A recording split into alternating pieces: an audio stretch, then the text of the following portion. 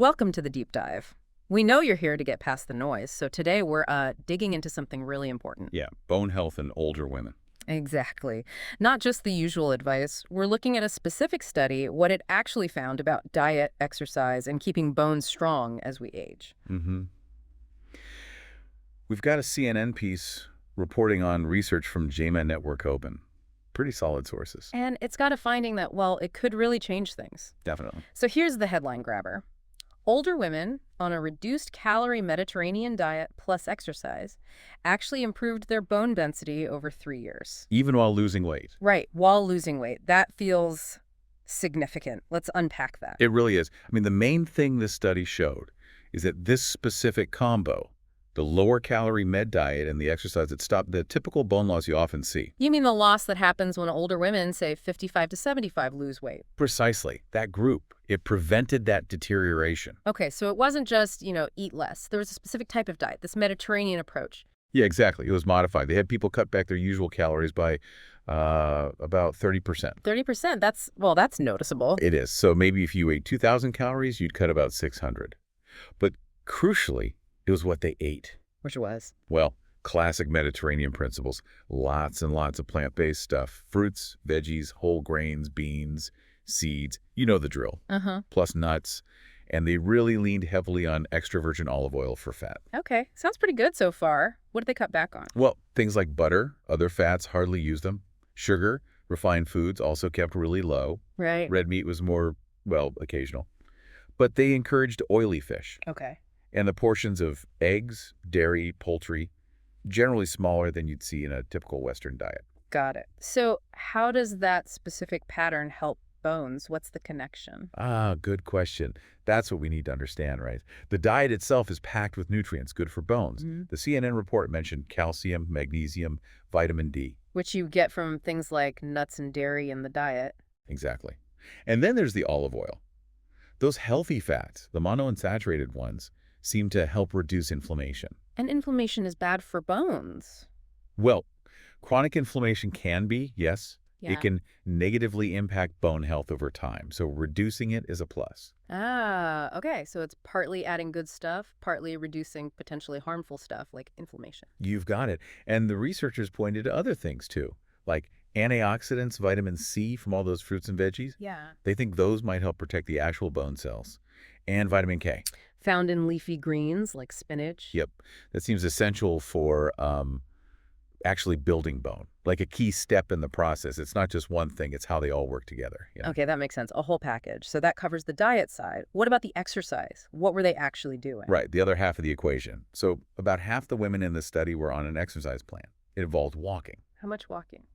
But 45 minutes a day, 6 days a week, pretty consistent. And on top of the walking, they did strength exercises 3 times a week. Just lifting weights or... Probably things like body weight exercises, maybe light weights. Focused on major muscles, stuff that's generally doable and helpful for older adults, Not super intense necessarily. So steady cardio from walking, plus some muscle strengthening. Seems like a balanced plan. It does, and this is where it gets really crucial. The combination. Okay. The researchers stress this because, well, some earlier studies suggested if you only diet to lose weight, you might actually lose bone density. Oh, wow. That's a serious downside. It is, especially as you get older. And even exercise on its own wasn't always enough to stop that bone loss if you were also cutting calories. So, wait.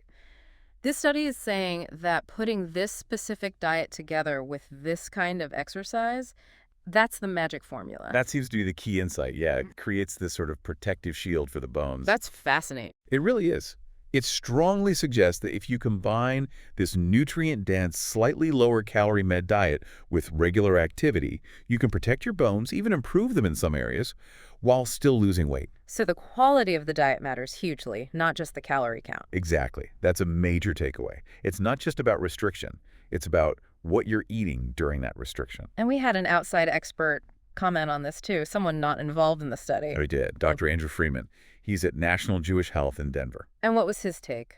He basically said, yeah, this makes sense. Yeah. It lines up with, like, a natural human lifestyle. Meaning? Meaning regular movement, eating simple, mostly plant-based foods. Maybe that's what our bodies are kind of designed for.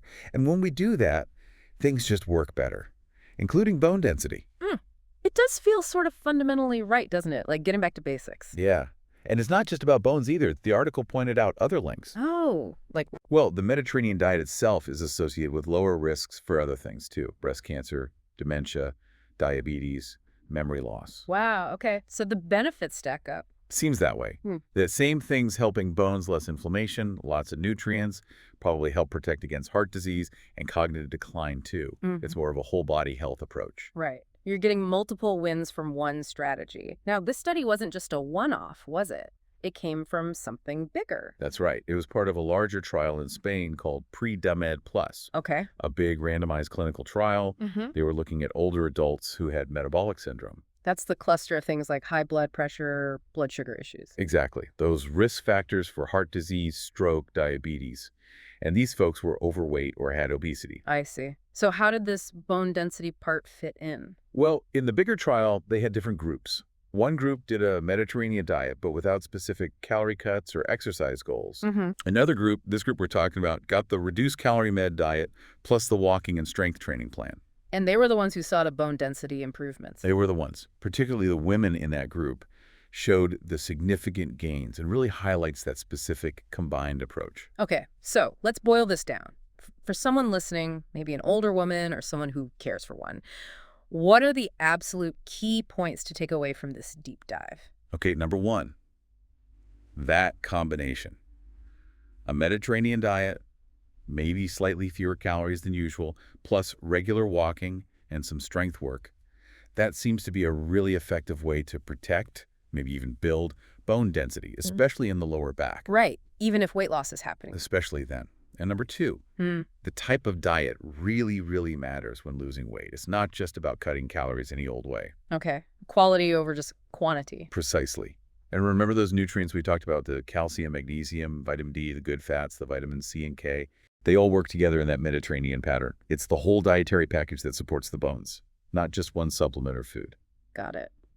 And I guess the final big takeaway is this isn't just a bone strategy. No, absolutely not. It reinforces that healthy eating, like the med diet and regular activity, they benefit your whole system. It's a lifestyle that supports overall health, and strong bones are a really important part of that picture. A holistic approach for the long run. That's a good way to put it. So, thinking about all this, here's something to chew on as we wrap up.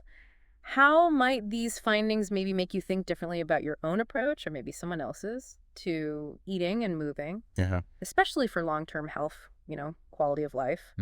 Does it make you want to look closer at those specific nutrients, maybe? Or think about adding more walks or some simple strength training? It's definitely food for thought, considering your own path forward. Yeah, it really is. It's a strong reminder, I think, that these proactive steps with food and activity can pay off in ways that go way beyond just the number on a scale. Yeah. Real, lasting benefits.